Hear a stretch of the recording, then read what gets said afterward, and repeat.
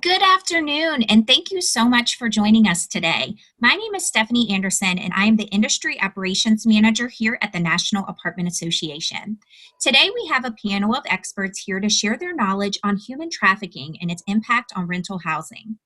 But before we get started, just a few housekeeping tips. This webinar is being recorded and will be housed on NEA's website, available to all members. Please look for this to be available in the coming days. In addition, there is also a Q&A box available for all attendees during today's webinar. We do encourage you to utilize this tool to ask questions you may have throughout the webinar. At the end of our presentation, we will attempt to answer as many questions as time will allow. In today's webinar, you will learn what are the signs apartment owners and operators should look for, how you should respond to a suspected human trafficking situation, and what preventative measures your company can take to help combat human trafficking. Today, I am honored to present our expert panel of speakers. I Empathize is a national nonprofit organization that equips adults to empower youth and eradicate exploitation, including human trafficking. Mariana has been the director of I Empathize Orlando Hub since January 2019, but has been a volunteer for over 3 years. In her role, she works with government agencies, educational institutes, local law enforcement, and many industry organizations to help drive legislation and educational programs to aid in the prevention of exploitation of individuals. She does serve on the Human Trafficking Task Force of both Orange and Seminole counties.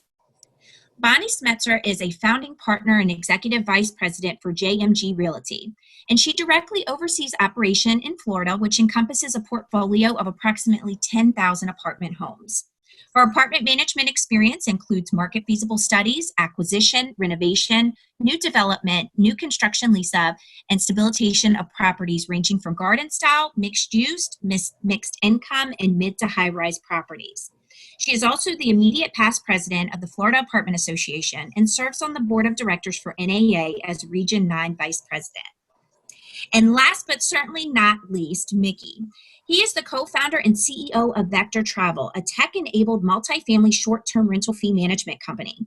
Prior to Vector Travel, Mickey co-founded and led growth at Rented.com, a short-term rental marketplace connecting owners with short-term rental management companies. Mickey has a background in commercial real estate development and finance. He's a graduate of Harvard College and a washout of the Detroit Tigers organization. Thank you all so much for being here today. Welcome. Thank you. Thank you. Thank you. Mariana, I would love to turn it over to you at this time to help us dive into our presentation. Perfect. Thank you so much. Thank you for this opportunity to do some really great work today. As you meant, first of all, I guess just a couple of things. I want to kind of address the elephant in the room and want to just kind of send my thoughts and prayers out there for all of us, especially those who are touched right now with what's going on in the world. It's kind of strange to be talking about other things because we seem to, that seems to be so top of mind right now. But anyway, thanks again. Yes, I'm with an organization called I Empathize. We are a nonprofit organization, and we do only prevention of human trafficking and exploitation. We do educational programs and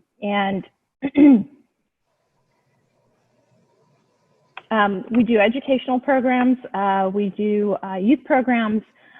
One of our flagship programs is that you may have seen is Truckers Against Trafficking. We provided them with an educational platform that is now being used across the country, in which we train all entry-level CDL truckers just getting their licenses. And we do their education as far as human trafficking and how to report. And from that program, we are excited. We've trained over 850,000 truck drivers across the country. We have had a little under 2,500 calls made to the Human Trafficking Hotline, which has led to about 1,230 victims identified. So we know it works. Today, as we mentioned, we're going to talk a little bit about what is human trafficking. What are some of the myths and misconceptions, and some of the statistics? What is the prevention approach? and where exploitation intersects in industry and how we can fill those gaps. So human trafficking, a lot of people think that human trafficking means moving people from one place to another. But human trafficking is actually the use of force, fraud, or coercion to obtain some type of labor or commercial sex act. Traffickers use these forms in order to convince victims to engage, and then they find themselves in situations of forced labor or sex. Exploitation comes in so many forms. It could be bullying, neglect, emotional, physical, and sexual abuse. All of these lead to human trafficking. So again, human smuggling is a different crime than human trafficking. So here's some of the numbers. So today, about $21 billion is the cost of human trafficking. There are about 21 million victims worldwide right now, 71% being women and girls, 29% men and boys. Some of the statistics globally. According to the International Labor Organization, there are approximately 20 to 40 million victims of human trafficking globally. And assessing these numbers is kind of difficult because so many cases go undetected.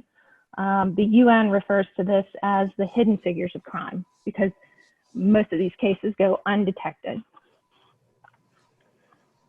As far as nationally, according to the Department of Defense, human trafficking is the fastest growing crime in the US. It has overtaken drug trafficking only because a human life, a human person, can be used over and over and over again.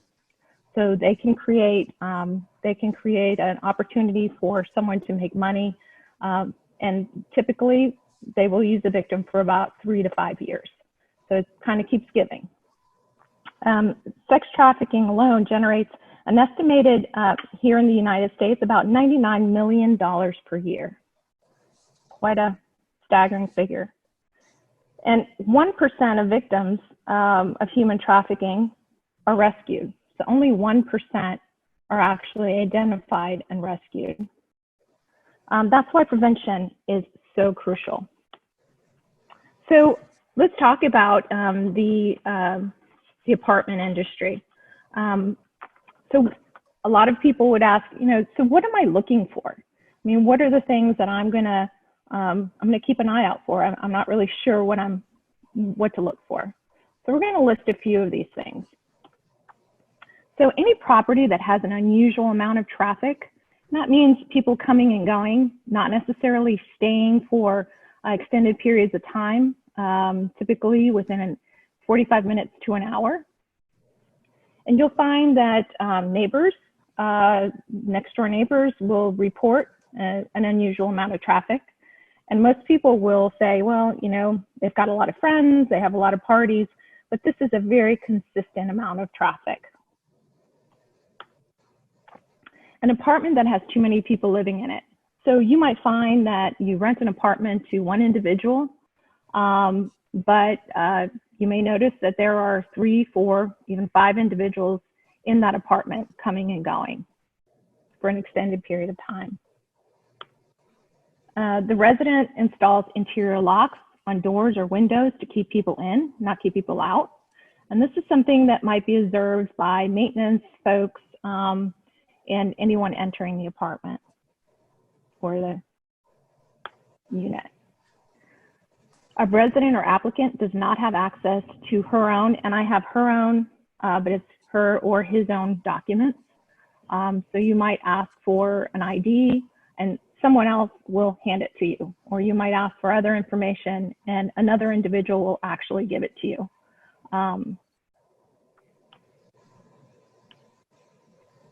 An adult resident does not appear to be allowed to drive herself or himself anywhere alone. So they might be, adults that have the potential to drive, but they never seem to drive themselves. Someone takes them and brings them. A resident always seems to need someone else to speak for him or her, though the two don't seem to know one another well. So somebody who you might ask a question directly of one individual, but the other individual is always answering the question. Individuals that appear fearful or show signs of abuse or malnourishment, and that's kind of that's an obvious one. A resident is unusually anxious after mentioning law enforcement.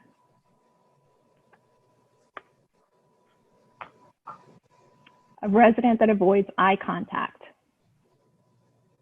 That's kind of an obvious one as well.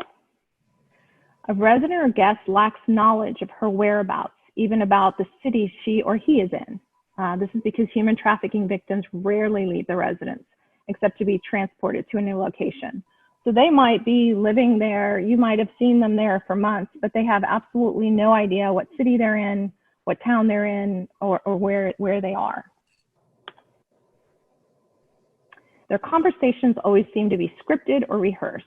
So most traffickers will work on a scripted conversation. Should they be approached by a stranger? Should they be approached by law enforcement?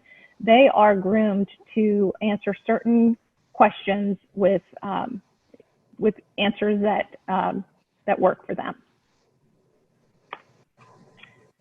A group of people are picked up, taken somewhere else, then brought back at around the same time every day. Sometimes trafficking might, an apartment location might be the place where they all stay, but they're actually taken to hotels, massage parlors, and other locations or private homes. But they usually take them and bring them back. And also, so human trafficking also includes labor trafficking, and this would also include work groups, teen groups. When you see large numbers of teens that are in a location and they're all taken in a van, typically they have those Rubbermaid tubs and they're made to work by going into neighborhoods and raising money. So we talk about identifying intersections, and this just means that there might be so many people that you work with and you think, you know, they really wouldn't have an effect on identifying traffickers. And I'm going to give you some examples. We have right now the opportunity to train waste management. And waste management, if you think about it, they're in your neighborhoods, they're in your apartment complexes, they are regulars. They see what's happening, they see what's coming and going, they know who lives where, and they have a basic idea of what's going on in neighborhoods. They're a great opportunity to capture and be the eyes and ears. And in one case, I know there are valets that collect the garbage at people's front doors within large apartment buildings. They're a perfect source to educate because they're seeing what happens. Sometimes they're visiting apartments late at night. They get to hear what's happening through the doors. They know what these people throw away and what looks questionable. And I'm going to give you a scenario. We actually did a training, and this was for somebody collecting garbage at people's doors. And they noticed it was a clear garbage bag, and they noticed that there were a lot of boxes of condoms, kind of 50, 60, which is not normal. And they reported it, and it was actually a human trafficking situation. You have the people who take applications, who sit down with potential tenants, who kind of engage and ask questions. And you have the people who do maintenance within the apartments, who come in and do the spraying for pests, who do the minor maintenance. And in another case, we had a maintenance worker who noticed that there was an apartment that had been rented out to a single female, and noticed that there were several mattresses on the floors. So there were 5 mattresses in a 1-bedroom apartment, which didn't look right, and actually reported that. And it, again, was a human trafficking situation. So this is how we kind of fill those gaps.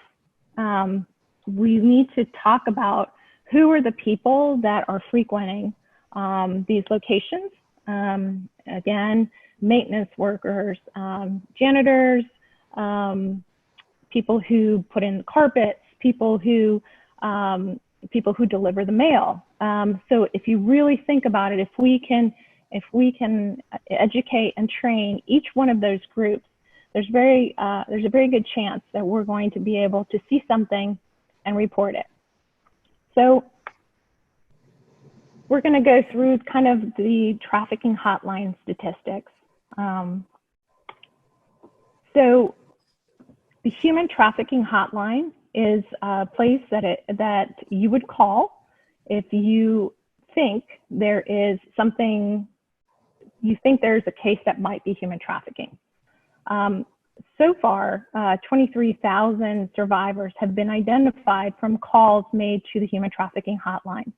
Under 11,000 human trafficking cases have been opened, and about close to 6,000 potential traffickers have been identified just from people calling the trafficking hotline. So what do? You've seen something that looks, that you think is not right, kind of doesn't look right. Maybe you've checked off a couple of these things on this list and say, you know, something's just not right. What do? Do you call law enforcement, or do you call the trafficking hotline? I say that, and there is no right approach. Number one, all of our employees and anyone that sees something certainly should never put themselves in harm's way, should never approach the people or persons, should never speak to them, should never take pictures in front of them. We need to leave that to the right people. So we never want anyone to put themselves in harm's way. If it is a case where you see an active case where somebody is being hurt, somebody is being threatened to the point where it's an emergency, then absolutely you would call that 911. But if it's something you just think doesn't look right, this is what you do. You call the National Human Trafficking Hotline, and you can call them, you can text them, and you can actually live chat them. They are available 24 hours a day, 7 days a week. It's a toll-free call. They speak over 200 languages, and they allow you to be absolutely confidential. And that's a question that I get a lot. Oh, I don't want to call because I don't want to get in trouble. I don't want anybody to think I did something, and then they're going to come after me. So the National Human Trafficking Hotline allows you to call something in. They will typically ask you questions. They will ask you if you'd like to be confidential or if you'd like to leave your information. And it's your option to do either one. They will actually take all the information, and all of these people working the hotline have been trained in exactly what to ask, what they need from you. And they will actually put that into a database, and that database goes out to all of law enforcement, and they will specifically contact law enforcement around your area. Now, a lot of people ask me about calling the non-emergency line for the police department, and you can certainly do that. However, many counties and many cities don't have designated human trafficking task forces. So some of them might not be the best people to handle that case, where the Human Trafficking Hotline will be able to gather the right information and get it to the right people. But you can absolutely call the non-emergency police line. There is no right or wrong answer. The reason why we use the Human Trafficking Hotline is because these people move very quickly across county lines, across state lines, across city lines. So sometimes you might call local police, and by the time local police gets there, they're gone, and they could be 2 states away. And there is really right now no cohesive way to communicate amongst all law enforcement to track those people. So sometimes that is lost. And the National Human Trafficking Hotline can actually pick it up and make sure that it is disseminated across the country.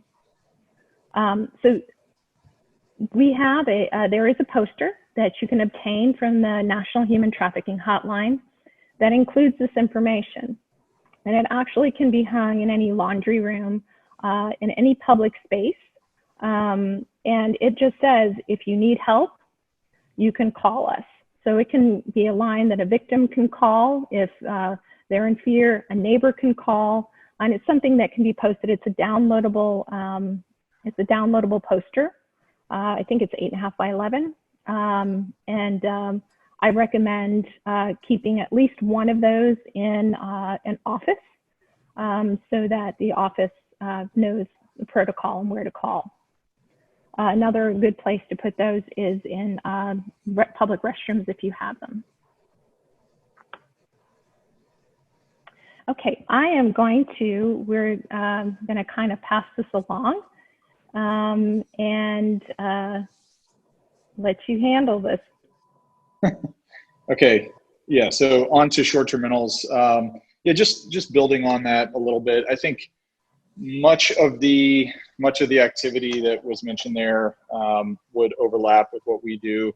And again, we're sort of a hospitality function layered into the multifamily space. And so much of that was relevant. And then there might be a few things that are kind of nuanced and different, maybe a little bit more related to the hotel space. And yet we are kind of open to that, potentially open to that sort of exploitation. So, it is something that that we put some thought into, and we work to prevent. And then if we see something, we get the word out to our personnel and to our partners, because we work as a partner to our multifamily clients, just to be on the lookout for certain signals and to have the same sort of prevention hotline in place. But yeah, in terms of signs to look for, I think most of the things mentioned already, and then maybe a few others. So it kind of depends on what the exploitation is, whether it's labor or sexual in nature. But there could be just some things around the activity in a parking lot, the requests around the location of a certain unit or a view of a parking lot, or access that doesn't go near the on-site team. We're a little unique in that Vector does not necessarily have on-site management. So we do a lot remotely, and we enable our guests to check in themselves, which is fairly common in the short-term rental world as opposed to hotels. If we have a certain density level, then we can have the on-site teams. But if we only have 5 to 15 units in a building, then it usually doesn't make sense. And so we're doing a lot of this remotely. But yeah, we're on the lookout, and just by making our partners and our eyes and ears on the ground, so our local hospitality professionals, our housekeeping personnel, and the on-site management teams, as long as they're aware of some of this activity, then they can help report it to us, and then we can take appropriate action, reaching out to the guests if needed. But again, if we know that there's an issue, then we can go ahead and report it. Another thing that might be a little bit unique to us is just the sensitivity to surveillance, and then the checks that we put in place. And then maybe also just a few other things around the coming and going. So, you might have 1 or 2 people on this short-term stay booking, and yet you might notice a pattern of multiple people requesting access, whether it's code access or asking for help from the on-site team for access. And these kind of raise flags and just cause us to dig in a little bit more and see if there's anything that we might need to do. In terms of prevention, on the screening side of things, which I also think might be a little bit unique, we ask each guest to provide ID information. We're going to run some checks. There's fraud prevention. There's also background check potential on each guest. And then when there's a disconnect between the information that's given and what we're seeing showing up, then again, that's another red flag we could dig in. There are also some other things we do. So we use artificial intelligence to flag certain things, and again, cause us to maybe either block a reservation or or at least to do an additional check and see if there's actually a story behind it that makes sense. But if we see a prepaid phone number, for example, if a credit card does not match the guest information, and there's not continuity across those things, including social media checks, all run through AI, then again, we can take actions. And I think, overall, having that in place makes us less likely to be a targeted host of this activity versus hotels, which are still not quite there in terms of this. And yet it's something we still have to be vigilant of. And it's definitely still an ongoing risk. So we will, continue to monitor that and continue to work to get better in preventing this. In terms of the labor side of things, I think what we do is also fairly standard. We're signing employment agreements. If we're using a contractor, we're running checks on those people. There's still some weak spots if they were to bring in, personnel that weren't screened, and then we'd have to know about that and then be able to check them. But overall, we are taking these steps to mitigate the activity and want to be part of the solution and not the problem. Terrific. That's great. And there were so many, there are a few things that you mentioned that is great for us to include. That view of the parking lot would really be an indicator. Somebody wants to have a good bird's eye view of who's coming and going, looking out for law enforcement or looking out for people coming in and out. But that's a great one that I'm going to steal from you and add to our presentation, if you don't mind. Yeah.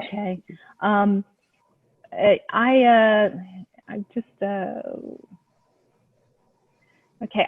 Before we take on questions, I just wanted to include my contact information.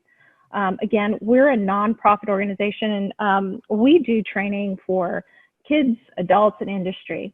If you have an industry that, even if it's not the apartment industry, it's some place where your spouse might work, someplace that you think could really use some training, we're here to do Zoom call trainings for employees or individuals. We have a curriculum for youth ages 12 and up. We have all different kinds of educational materials, and we actually are developing right now an industry-specific video platform where different industries can come and use our training materials. So if you are at all interested, my email address is on the screen, and my phone number. Please feel free to reach out. This is how to reach us through Instagram, Facebook, Twitter. We'd love to have you comment on whether this was helpful information to you. And we'd love to have you see what we're doing. And for those organizations that might want to become one of our sponsors, this is a great list of groups. Some are private companies. Some are, as you can see, the UN, the Sela Foundation. We work with a lot of great sponsors. And if you'd like your name to be included along with this very prestigious list of sponsors, we'd love to talk about that. Of course, we're a nonprofit, and in order to do what we do, it does cost money, but I just wanted to throw that out to you. But anyway, I think I wanted to give out one shout out though. The way these trainings happen is when people just kind of say, hey, they step up and they say, I want to make a difference. How can I help you? And I just wanted to mention Michelle Chapman with the Liberty Group. The way this webinar came about was she approached me about doing a luncheon for some of her clients and her vendor group. And we did a luncheon. We did a wonderful luncheon, and we did a training. Through that, this opportunity to do this webinar happen. So I'd like to give a great shout out to Michelle Chapman and the Liberty Group for being a champion for I Empathize. I guess we're going to open this up to any questions, specific questions you might have.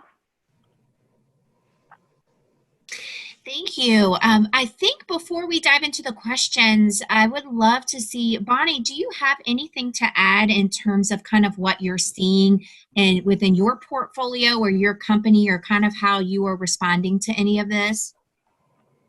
Well, what I'd like to add is it's been a huge awareness factor learning about how widespread human trafficking was and sex trafficking. And I was shocked to learn that 83% of the sex trafficking victims are U.S. citizens. So for all the operators on the phone and all our great supplier partners, this really is something we need to educate ourselves on in our state and our local markets, because it's everywhere. It's not just in the big cities, it's throughout rural America too. And these sex traffickers could literally be recruiting young women off our properties, just sitting out at the pool one day talking to them. So I think that in the apartment industry, we need to do a better job of making our site teams aware of this problem. All the great information we learned today about what to look for and how to respond to that. So I know from my company, and I'm going to work with the Florida Apartment Association to make sure we are training the people in our industry on how widespread this is and the part we can all play. And I also think that depending on the property, it would be great if we could also educate our residents. Just think about the reach we have on all of our apartment communities, how many different kinds of people call our communities home, and they may work in the hotel industry or in the restaurant industry or in somehow with sports. And if we leverage not just our site teams, but our residents getting this message out, we could surely make a big difference in what's going on. That's great information. If I could just mention, thanks so much for that information. One of the statistics, the sad statistics that comes from the missing children, missing exploited children, is that it's believed that 1 out of every 7 teen runaways becomes a victim of sex trafficking. So that's a huge number, and they are just that vulnerable population. So yeah, we need to rethink what human trafficking looks like. As you saw, a lot of human trafficking literature is written as a she, but we also have to remember with our transgender population and with young boys and men that that is also something. You saw that there are men and boys also. And when you're thinking about a trafficker, we think of an adult male as being the trafficker. But what's happening in our society is that young teenagers are being brought in and are being paid money to engage with young girls to bring them into human trafficking, because the young girls are going to respond much better to someone their own age than someone who's older. So the traffickers are actually getting younger and younger as well. That's great feedback. Well, we've got some questions coming in here, so let's just dive in. I'll open them to the entire panel, so feel free to jump in and answer as you see fit. Sharon would like to know, is there a high percentage of human trafficking taking place within apartment communities? Well, the only comment I would make on that is we did a session for an apartment group. And one of the questions I got was, is this really something that kind of is touching our industry? Do we really need to address this? We're not sure if this really touches us. We sent out an invitation, and I sent out a little blurb of what the things to look for, what we were going to discuss, and what were the things to look for. And within 15 minutes, I got a call from a property manager. And she said, I went down your list and I ticked off quite a few of those. And I think we might have a problem. And it's a very nice property. So I really don't think anything's going on, but I ticked off a few things on the list. Well, it turns out that the activity that was going on that property was human trafficking for 3 young girls, and it was a human trafficking ring. So it's hard to say exactly how much it impacts because so much of it goes undetected. But the one thing I always say is, there is no liability. We don't know what the liability is. Can you be sued for not doing something if something was obvious? Are you going to get bad publicity, bad media? So what we say is prevention puts you in front of all of that. If and when something happens, because eventually on our properties, things happen, but you'd like to be able to say that you put these measures into place for prevention.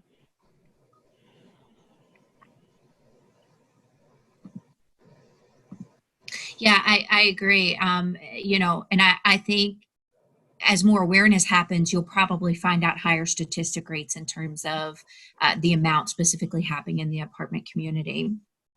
Now, Stephanie would like to know, where can she download the trafficking poster that was included in the presentation today? Yeah, so that is at the Human Trafficking Hotline. So it's humantraffickinghotline.org. And you'll go into resources, and there are flyers and posters that you can download, and I believe they're available in many different languages. Or you can email me, and I'll send you the link as well. Wonderful. Jody has asked a great question, and Mariana, I know you and I discussed this previously. She has asked, they received a notice from DBPR in Florida that they will be required to train for human trafficking and post a sign about that. Is this something that's happening nationally, or anything that you can kind of share on that? Yeah, so in the state of Florida, and I'm sure this is going to be the way it's going to move throughout the different states, the Department of Business regulation now is mandating that, and it passed through the Florida Senate, they're mandating that any law enforcement space, hotel, hospitality space, and they don't mention specifically the apartment rental community, but we feel it's going to kind of grow into that industry. They're requiring that those industries have in place with by, I believe it is January of 2021, that they have in place a training for all new onboarded employees that will work for your organization to be trained, and the training will need to be reviewed by them to make sure it covers the right information. But that will now be mandated. And we feel like this is a trend that is going to be happening across the country. Thank you. I would agree. Okay, as we're looking at, we have quite a few questions coming in, so let's just keep on plugging away. Kalana would like to know if there is information on case law regarding property management's legal obligations. Specifically, seeing cases come up where owners of hotels have been sued for knowingly profiting from human trafficking. And she's wondering what that knowingly equates to. Yeah, I don't know, Bonnie, if you want to take this, but I have just a quick, the legal part of it is really, it's the tough part. It's the unknown. What makes you liable? And it's just, who is the attorney that's going to get behind this? And I think many of you are seeing on TV a lot of attorneys that are making part of their practice law human trafficking. And they are advertising their services for victims of human trafficking, going after hotels or employers that didn't do their due diligence. And it's really kind of a gray area, and I think it depends on the state.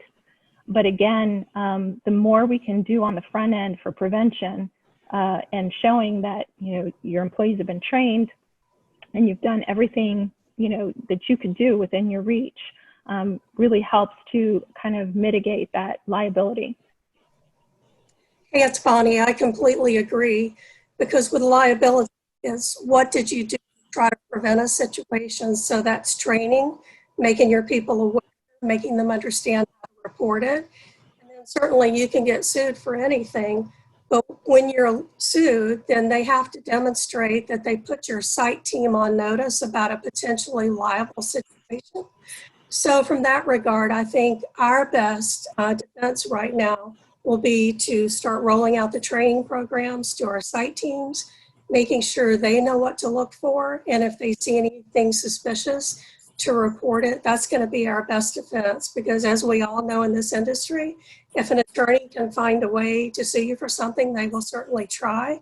And I can tell you, when I was researching this issue, the first websites to come up were attorneys saying, if you've been a victim of trafficking, contact us so we can defend you.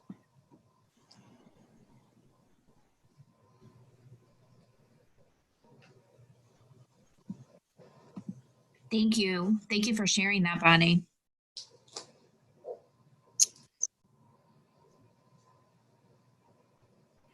Amanda from FAA commented to say that apartments are defined as public lodging establishments in the Florida law, which are covered by the law. However, DBPR is working on the rulemaking process right now and has been contacted with FAA, but the rules have not been finalized at this time. So thank you, Amanda. She was just kind of specifying off of a previous question we had.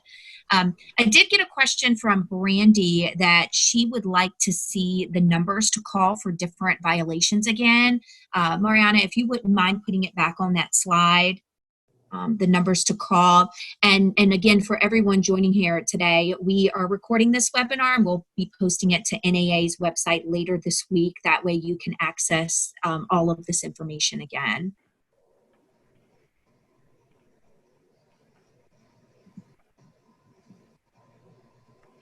This slide, I'm assuming? Yes, I think that was the one. Okay. And again, Brandy, if there was a different one, let us know. Yeah. This is basically the number we use. I also forgot to mention, they also have that you can download pocket cards that can actually go in a wallet or in a pocket that you can download. And this is actually a replica of one of the pocket cards that you can get. The poster is more targeted towards victims. This is more targeted towards someone who might observe something. But again, if you go to National Human Trafficking Hotline.org, or I think it's just humantraffickinghotline.org, you can download all this information. But this should be in, you know, I would recommend that this information be at every desk of, you know, your intake for new tenants, and certainly somewhere handy.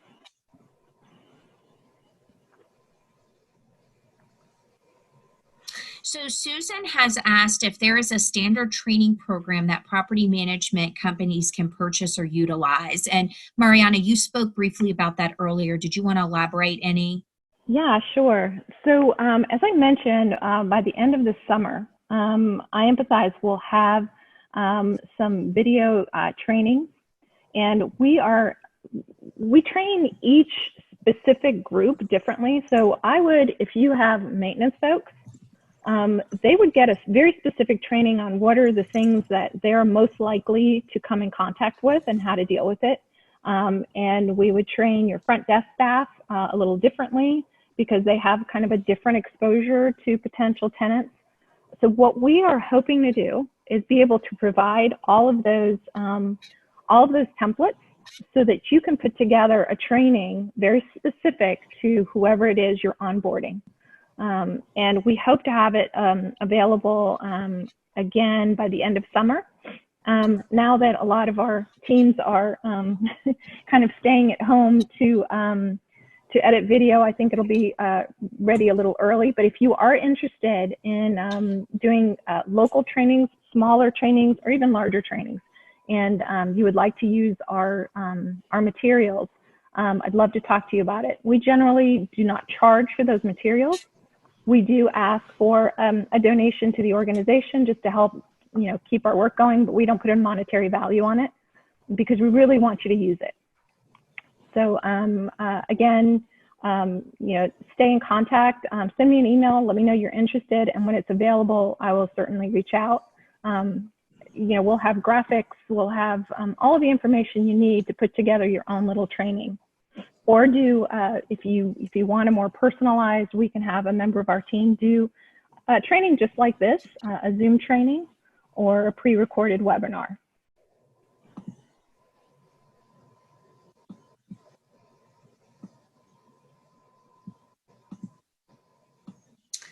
Thank you for that.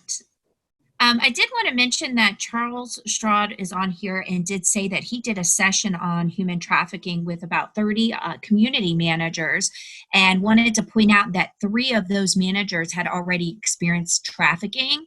And since that webinar, another attendee experienced trafficking on their community as well. So I think that that's a good note to make in terms of being aware of what's happening and the signs that we've discussed to look for and so forth, because I think it will be found to be more common than we know.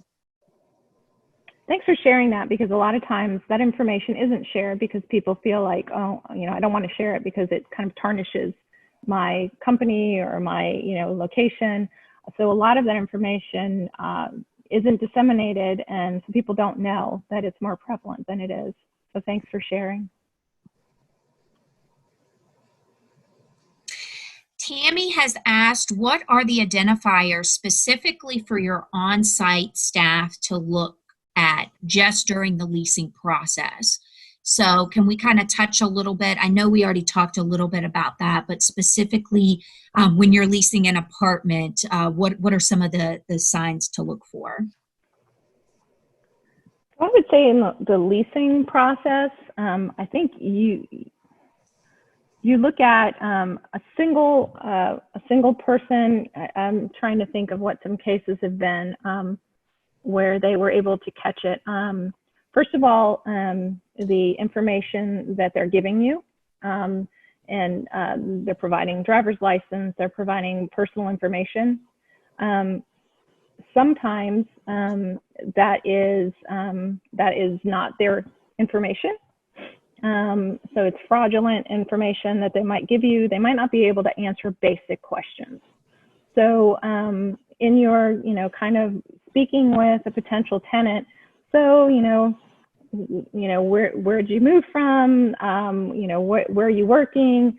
They might not be able to answer some of the most basic questions about, what job they came here to do, or why they came here, or where they came from.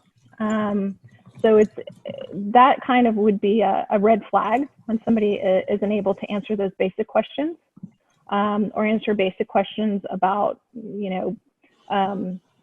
about what they plan, how long they plan to stay. So I would say it's really hard, right? It's all kind of your own, kind of those hairs in the back of your neck, when you kind of have a sense that something's not right.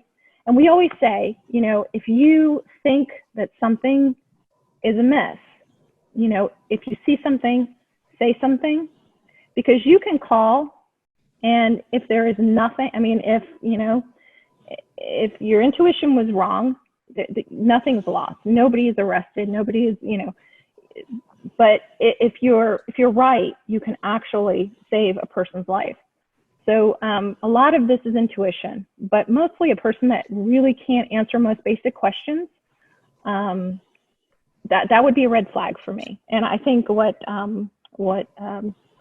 our other speaker mentioned about, looking out at a parking, specifically looking out to a parking lot, or those, where are your security cameras? And do you have security cameras in the hallways? And, specific questions about law enforcement and security, those would alert me to something being amiss. Thank you.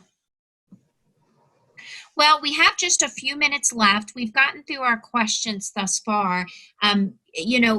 I would love to hear kind of final thoughts from each of our speakers today to wrap up our presentation. Mickey, did you want to start? Final thoughts? Sure. Yeah. I mean, I think this is definitely a work in progress for us. I mean, we're a hospitality company and a startup at that. I mean, we've been around a little over 2 years, and so we've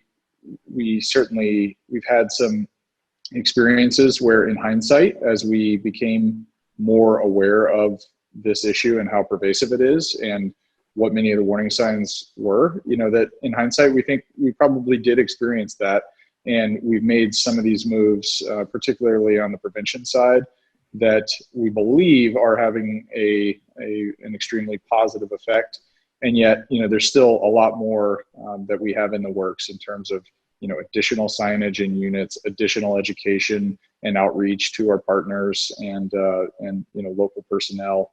And, I think there's a top-down opportunity at each property, and then for us, from our side of things and others in this space to take this moral high ground and make this something that is important and incorporate it into our SOPs, but also our values. And so my presence on this panel today and in this presentation, I hope is a public declaration that we are committed to doing more in this regard. And I think there's a lot more work to do.